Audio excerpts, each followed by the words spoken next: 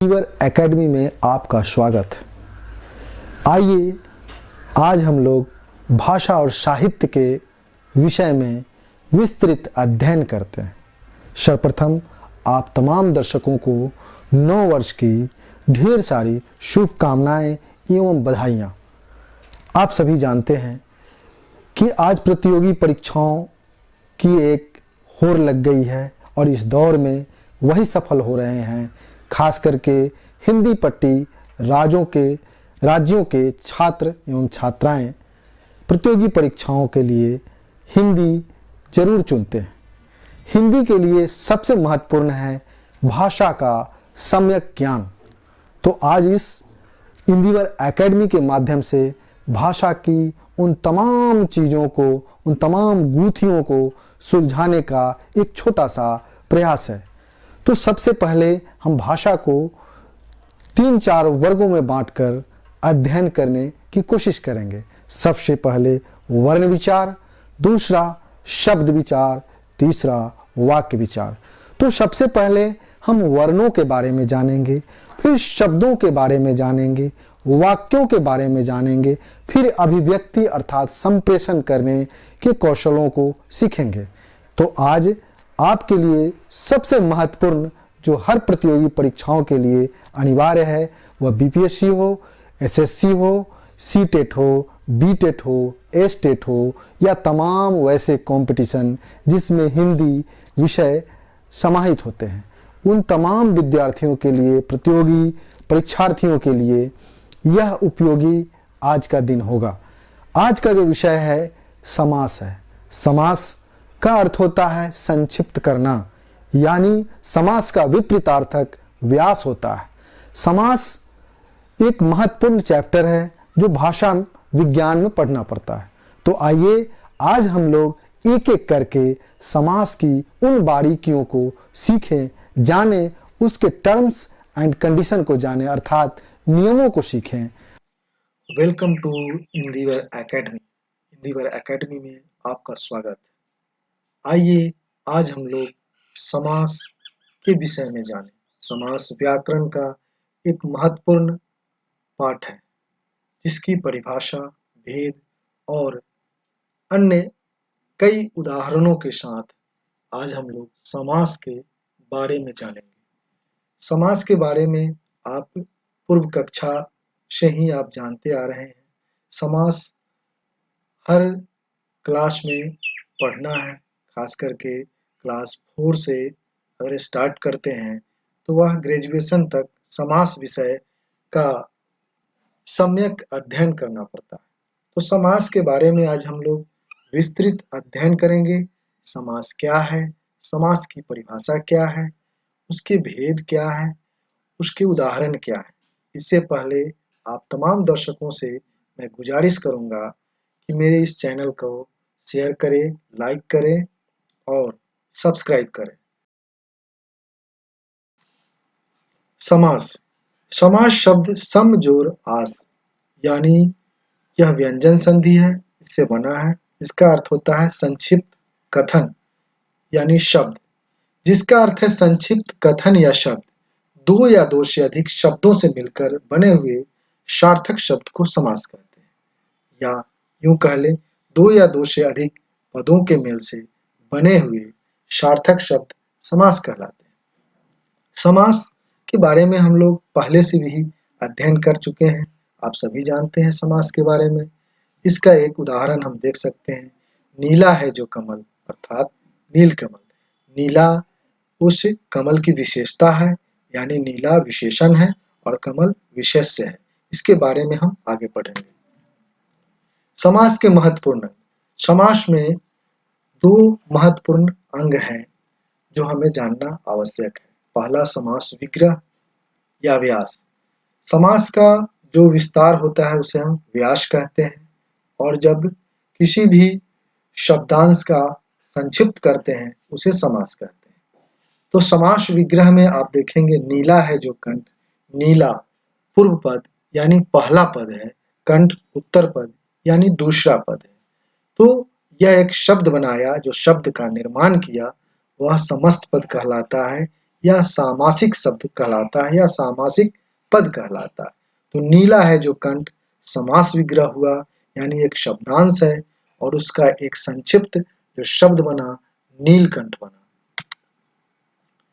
समास का वास्तव में जो अर्थ होता है संक्षिप्त करना, इसका अर्थ होता है छोटा करना, बिल्कुल जो शब्दांश है उसको संक्षिप्त में कह देना। अर्थात जब दो या दो से अधिक शब्दों के मिलने से जो एक नया शब्द बनता है और छोटा बनता है उसे हम समास कहते हैं। समास के भेद आप सभी पिछली कक्षा से ही पढ़ते आ रहे हैं। आज खास करके 9वीं कक्षा और 10वीं मैट्रिक की परीक्षा के लिए समास से 4 प्रश्न पूछे जाते हैं, 4 अंक के प्रश्न होते हैं। इसके अलावा जीडी की परीक्षा में समास से भी प्रश्न पूछे जाते हैं। बीपीएससी की परीक्षा में भी समास से प्रश्न पूछे जाते हैं। C TET, S TET, B TET उन तमाम प्रतियोगी परीक्षाओं में समास से पूछे जाते हैं। यानी समास के भेद अगर हम देखें तो अव्ययी भाव समास, तत्पुरुष समास, कर्मधारय समास, द्विगु समास, द्वंद्व समास, बहुव्रीहि समास। तो कुल मिलाकर हम देखते हैं कि समास के यहाँ 6 भेद विस्तार से पढ़ने के लिए जानना आवश्यक होता है। पदों की प्रधानता के आधार पर अगर हम वर्गीकरण करें तो जिसमें पूर्व पद की प्रधानता होती है, जिसमें पूर्व पद प्रधान होता है उसे अव्ययी भाव समास कहते हैं। अव्ययी भाव का मतलब अव्यय से बना हुआ है। अव्यय का मतलब होता है जो व्यय न हो, अर्थात अविकारी शब्द। अविकारी शब्द आप सभी जानते हैं। अविकारी शब्द क्रिया विशेषण होता है, समुच्चय बोधक होता है, संबंध बोधक होता है, विस्मय आदि बोधक होता है। यह सभी को पढ़ना है और पढ़ना आवश्यक भी होता है। जब हम पूर्व पद की प्रधानता के आधार पर देखते हैं तो उसे अव्ययी भाव कहते हैं। तो प्रतिदिन, प्रत्येक दिन, भरपेट, पेट भर के, हाथों हाथ, हाथ ही हाथ में। तो इस प्रकार से पूर्व पद की जो प्रधानता हो वह अव्ययी भाव कहलाएगा। इसमें पहला जो पद है वह अव्यय का काम करता है। दूसरा उत्तर पद प्रधान, जिसमें तत्पुरुष समास आता है, कर्मधारय समास आता है, द्विगु आता है। दोनों के पद, ये तीनों के पद का जो उत्तर पद होता है वो प्रधान होता है। अर्थात तत्पुरुष, कर्मधारय और द्विगु के उत्तर पद प्रधान होते हैं। इस आधार पर हम पदों की प्रधानता के आधार पर समास को 3 भागों में बांटे। पूर्व पद प्रधान, उत्तर पद प्रधान। ऐसे तो समास के 6 भेद होते हैं, लेकिन पदों की प्रधानता के आधार पर समास के 3 भेद ही होते हैं। तो आगे हम लोग समास के बारे में और जानते हैं। अव्ययी भाव समास। अव्ययी भाव कहने से ही यह स्पष्ट हो जाता है कि अव्यय का जो भाव लेकर संक्षिप्त जो शब्द बने, यानी शब्दांशों को संक्षिप्त करे, उसे अव्ययी भाव समास कहते हैं। इसकी परिभाषा, भेद और उदाहरण हम सभी ध्यान से देखेंगे, क्योंकि आप अगर अव्ययी भाव के बारे में नहीं जानते हैं तो सब बेकार है। अव्ययी भाव समास, जब दो शब्दों को मिलकर किसी नए सामासिक शब्द या समस्त पद का निर्माण हो, अर्थात वो बने, उसे हम अव्ययी भाव कहते हैं। इसका पहला जो पद होता है अव्यय होता है तथा वह अव्यय का काम करता है। इसकी पहचान है कि जिस सामासिक शब्द में या समस्त पद में अनु, आ, प्रति, भर, यथा, यावत, हर आदि से अगर उसकी शुरुआत हो वह अव्ययी भाव समास के रूप में पहचानेंगे।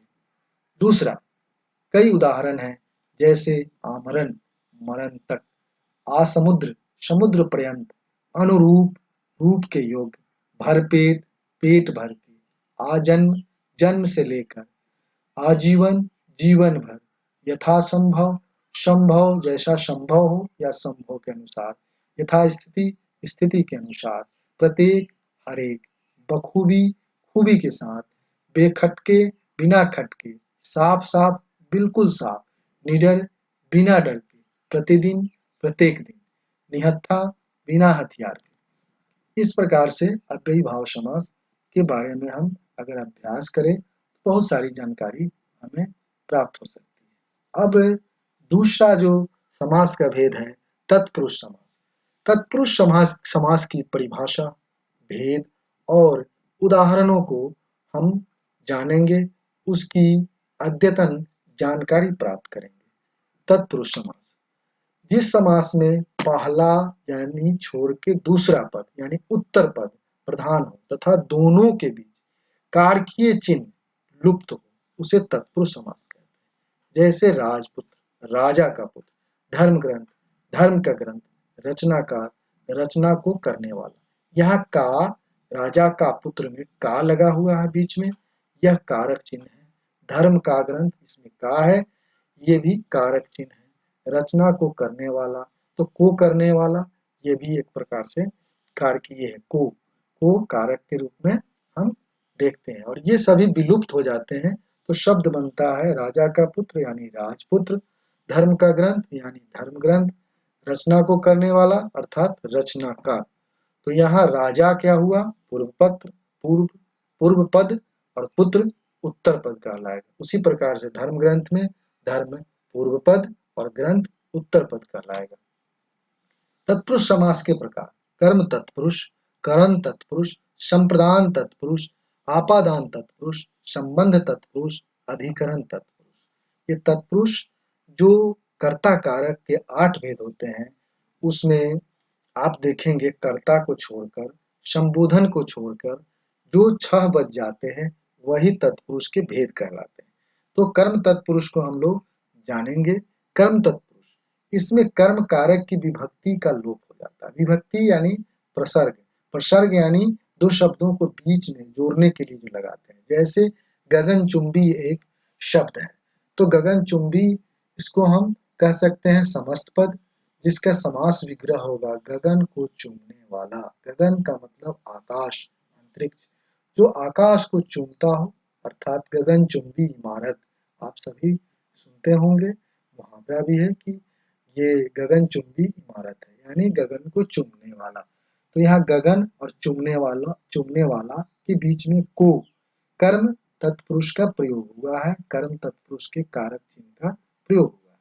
जेब को कतरने वाला, जेब कतरा, तो यहाँ को दोनों में आप देख रहे हैं ये कर्म तत्पुरुष है। उसके अलावा दूसरा जो भेद है करण तत्पुरुष, इसमें करण कारक की विभक्ति का लोप हो जाता है। करण तत्पुरुष के बारे में हम लोग पिछली कक्षा में भी पढ़ चुके हैं कि करण का मतलब ही होता है साधन यानी माध्यम, जिसकी विभक्ति होती है से, यानी प्रसर्ग से होता है। जैसे मान लिया जाए कि टमटम से यात्रा कर रहे हैं या टमटम से मैं आ रहा हूँ, यानी टमटम यहाँ एक साधन के रूप में है, इसलिए से का प्रयोग हुआ। तो रेखा से अंकित, रेखांकित, सुर द्वारा रचित, तुलसी द्वारा रचित, तो यहाँ द्वारा और से जो प्रसर्ग है उसको अगर हम लुप्त कर देते हैं तो शब्द बनता है रेखांकित, सुर रचित, तुलसीकृत या तुलसी द्वारा रचित। तो आगे हम देखते हैं संप्रदान तत्पुरुष, इसमें संप्रदान कारक की विभक्ति के लिए का लोप हो जाता है और संप्रदान के लिए को का भी प्रयोग होता है। जो एक प्रकार से किसी को हम कुछ देते हो तो वहां हम को का प्रयोग करते हैं। प्रयोग के लिए शाला, प्रयोगशाला, हाथ के लिए करी, हथकरी। इस प्रकार से हम देख रहे हैं संप्रदान मतलब किसी को कुछ प्रदान करना, किसी को कुछ देना।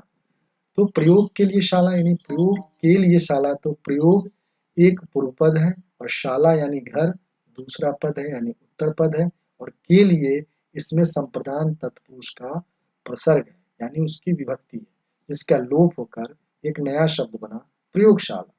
उसी तरह से हाथ के लिए करी, हथकरी, तो यहाँ के लिए को अगर विलुप्त कर दे तो एक नया शब्द बनता है हथकरी। आपादान तत्पुरुष, इसमें संप्रदान कारक की विभक्ति से का लोप हो जाता है।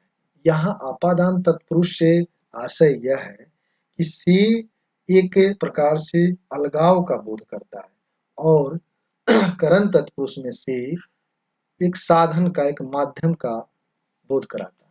तो इस से का प्रयोग हम किसी चीज को अलग करने के लिए करते हैं। जैसे आसमान से ओले गिरे, तो यहाँ आसमान से ओले गिरे, तो यहाँ से का प्रयोग हुआ कि आसमान से तो ओले गिरे लेकिन वो बिल्कुल हट गए।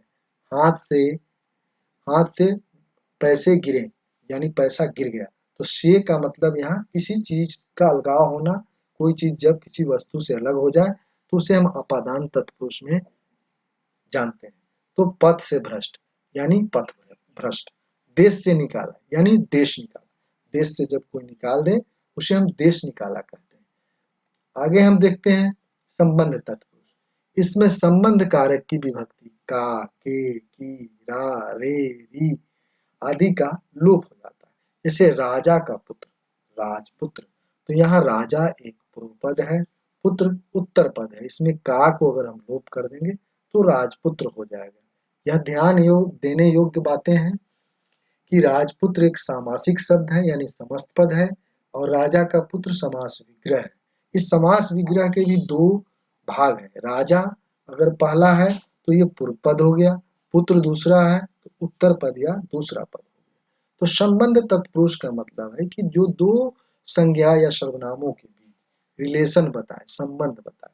जैसे ये पुत्र किसका है तो राजा का है, तो यहाँ का हम संबंध तत्पुरुष के रूप में देखते हैं।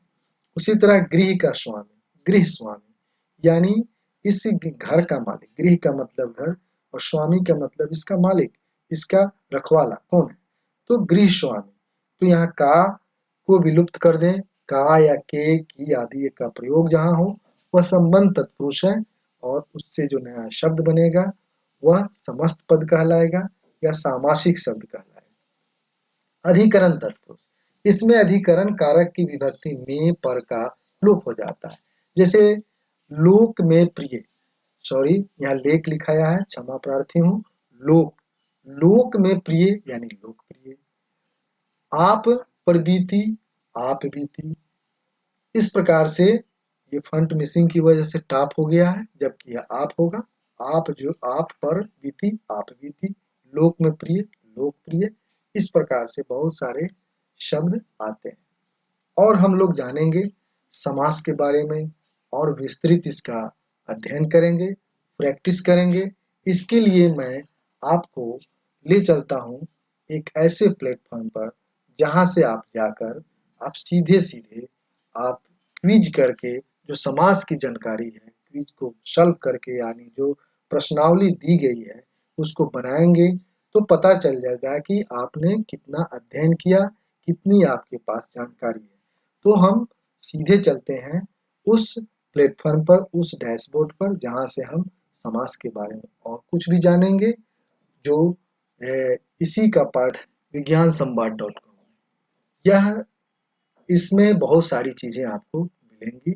समास के बारे में तो आप जानेंगे ही, जो मैंने बताया उसको आप लिखित रूप में भी देख सकते हैं। दूसरा एक क्विज भी है जिसको बनाकर आप इससे संबंधित जितने प्रश्न हैं बनाकर खुद का असेसमेंट कर सकते हैं कि आपके पास कितना नॉलेज है। तकरीबन इसमें 20 ऐसे प्रश्न दिए गए हैं जो प्रतियोगी परीक्षाओं में पूछे जाते हैं। तो इस प्रकार से आप तत्पुरुष समास के बारे में विस्तृत जानकारी प्राप्त की। आगे हम चलते हैं कर्मधारय समास। जिस समास का उत्तर पद प्रधान होता है उसे हम कर्मधारय समास कहते हैं, जिसका पहला पद विशेषण और दूसरा पद विशेष्य होता है, या दूसरा पद उपमेय होता है और पहला पद उपमान होता है, उसे हम कर्मधारय समास कहते हैं। जैसे लाल टोपी, लाल है जो टोपी, लाल टोपी का मतलब जो आप देख सकते हैं ये लाल है जो टोपी, यानी ये लाल शब्द जो है विशेषण है और टोपी एक संज्ञा का नाम है। तो संज्ञा विशेष्य हो गया, ये टोपी विशेष्य हो गया और लाल हो गया आपको विशेषण। इस प्रकार से हम देखेंगे कि जब हम देखेंगे कि इसकी आवश्यकता क्या है तब समझ में आएगी बातें। सत्य है जो जन, उसको सज्जन कहते हैं। तो यहाँ सत्य, सत्य भी किसी व्यक्ति की विशेषता है कि वो सत्य के मार्ग पर चलता है। जन मतलब लोग होता है। तो यहाँ ये समास विग्रह सत्य है जो जन का समस्त पद होगा सज्जन। महात्मा, महान है जो आत्मा, महान है जो आत्मा। तो यहाँ महान शब्द विशेषण है जिसको अंग्रेजी में ग्रेट कहते हैं, जो एक एडजेक्टिव है तो महान विशेषण हुआ और आत्मा उसके विशेष्य हुए। विशेष्य का मतलब संज्ञा से हम जानेंगे। तो यहाँ आत्मा एक संज्ञा है या उसकी विशेषता महान से हम बता रहे हैं। तो आत्मा उत्तर पद, उत्तर पद की प्रधानता हो गई और महान विशेषण हो गया। उसी प्रकार संसार सागर, संसार सागर का मतलब संसार रूपी सागर, संसार रूपी सागर यानी यह संसार है वह संसार सागर के जैसा है। यानी यहाँ पहला जो पद हो गया संसार, ये उपमान हो गया, सागर उपमेय हो गया। इस प्रकार से कनकलता यानी आप कनक के समान लता, कनक के समान लता, चरण कमल, कमल के समान चरण। इस प्रकार से कर्मधारय समास के लिए आवश्यक है कि हम यह जाने कि पहला पद यदि विशेषण है और दूसरा पद विशेष है या पहला पद उपमान है और दूसरा पद उपमेय है, उसे कर्मधारय समास कहते हैं। द्विगु समास, द्विगु समास जिसके पूर्व पद यानी पहला पद संख्यावाची हो और दूसरा पद संज्ञा हो। मान लीजिए कि संख्यावाची का मतलब नंबर हो, 1 2 3 4 5 इस तरह से नंबर हो, उसे संख्यावाची विशेषण कहते हैं। आप पढ़े भी होंगे संख्यावाची विशेषण। संख्यावाची वाची विशेषण में एक निश्चित संख्या एक अनिश्चित संख्या। तो इस प्रकार से हम देखते हैं जैसे पंचवटी 5 वटों का समाहार, तिरंगा 3 रंगों का समाहार। अगर हम इस तरह से देखें तो जिसका पहला पद संख्या दिखाने वाला हो और दूसरा पद संज्ञा के रूप में काम करे उसे द्विगु समास कहते हैं। उसके बाद बहुव्रीहि समास, जब पहला पद और दूसरा पद प्रधान न होकर किसी अन्य पद की प्रधानता या अन्य पद की ओर संकेत करता हो तब वह बहुव्रीहि समास कहलाता है। जैसे दशानन, दश है आनंद जिसके अर्थात रावण, लंबोदर, लंबा है उदर अर्थात गणेश। तो यहाँ लंबा उदर वाले को हम संज्ञापित गणेश से करते हैं जो कि विशेष रूप से नाम लिया जाता है। दशानन कहने का मतलब रावण से होता है। तो यहाँ 10 है आनंद जिसके, दशानन। अब एक चीज स्पष्ट मैं करना चाहता हूँ कि कर्मधारय समास, कर्मधारय समास में बीच में जो विभक्ति होती है जो, के समान, के रूपी आदि का प्रयोग होता है।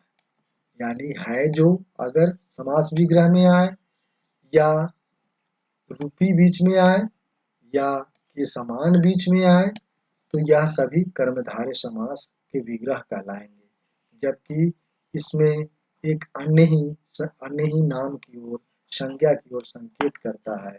जैसे 10 है आनंद जिसके अर्थात, जबकि अन्य इस तरह से जहाँ भी अगर आए तो हम समझ सकते हैं कि ये किसी विशेष व्यक्ति विशेष के लिए हो रहा हो प्रयोग, वस्तु विशेष के लिए प्रयोग हो रहा हो या किसी भी पदार्थ के लिए हो रहा हो।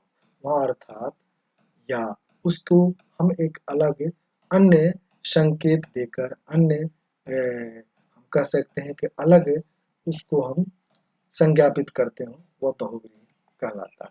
इस प्रकार से आप आएंगे समास किसे कहते हैं, समास से कितने भेद होते हैं, तत्पुरुष समास से कितने भेद होते हैं, रोग मुक्त तत्पुरुष किस समास के अंतर्गत आता है, निम्नलिखित में से विद्यालय समास है, निम्नलिखित में से संबंध तत्पुरुष है, पीताम्बर किस समास के अंतर्गत आता है, रातों रात किस समास के अंतर्गत आता है, त्रिवेणी किस समास के अंतर्गत आता है, भरसक किस समास के अंतर्गत आता है। इस प्रकार से ढेरों इसमें दिए गए हैं प्रश्न जिसको जाकर आप कर सकते हैं। पूरा करने के बाद आपको क्या करना है सो मैं स्पष्ट कर देता हूँ। इसमें आपको जब ये 20 प्रश्न दिए गए हैं, 20 प्रश्न जब पूरे हो जाएंगे तो सबमिट पर आप क्लिक करेंगे। जैसे ही सबमिट पर क्लिक करेंगे मालूम तो ये जैसे व्यू स्कोर अभी आया इस पर ही दिखाएगा।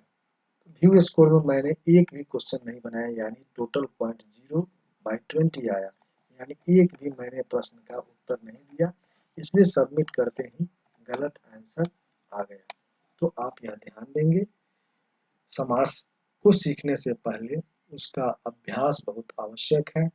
इस वेबसाइट का मैं लिंक भी डिस्क्रिप्शन में दे दूंगा, जहां से जाकर आप इसका अध्ययन कर सकते हैं, इसका अभ्यास कर सकते हैं और बहुत सारी जानकारी प्राप्त कर सकते हैं।